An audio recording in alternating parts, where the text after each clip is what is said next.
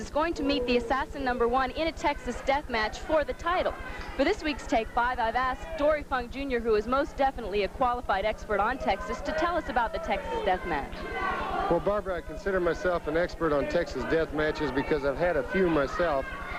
But my father, Dory Funk Sr., during his career wrestled over 200 Texas death matches, so I've probably seen more Texas death matches than any man in professional wrestling.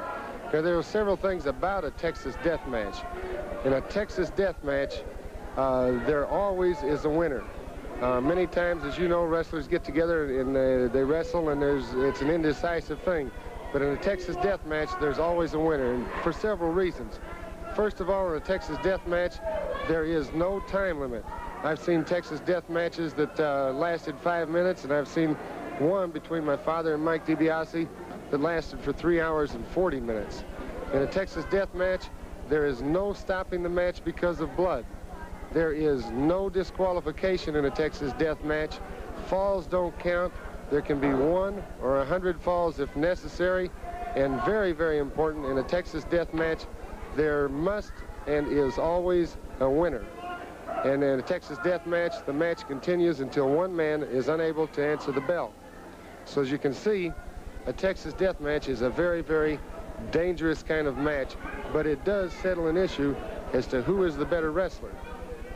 In a Texas death match, a situation cannot occur like happened between the Assassin and Dusty Rhodes. In a match that took place in Tampa, Florida, Dusty Rhodes was wrestling the Assassin, and Dusty Rhodes intentionally got disqualified in a World Heavyweight Championship match. The reason being he was trying to save his World Heavyweight Championship rather than win the match. And there you can see Dusty Rhodes intentionally throw the Assassin over the top rope. Well, in a Texas death match, that can't happen because, as you know, in a Texas death match, there is no disqualification. There's another situation that occurred between myself and Dusty Rhodes. I was wrestling Dusty Rhodes in a match, and in this particular match, I had Dusty in very, very bad trouble, and a Florida referee, Coach John Heath, took the side of Dusty Rhodes and chose to stop the match. The reason he stopped the match is because he felt that severe injury might occur to Dusty Rhodes. Well, in a Texas death match, if you remember the rules, there is no stopping the match because of blood. Texas death matches always produce winners. It's kind of my kind of match, and I know that the Assassin and Dusty Rhodes are facing head-on in a Texas death match for the World Heavyweight Championship. It should be something to watch, and as always, Texas death match, gotta be a winner, and you can bet I'll be watching.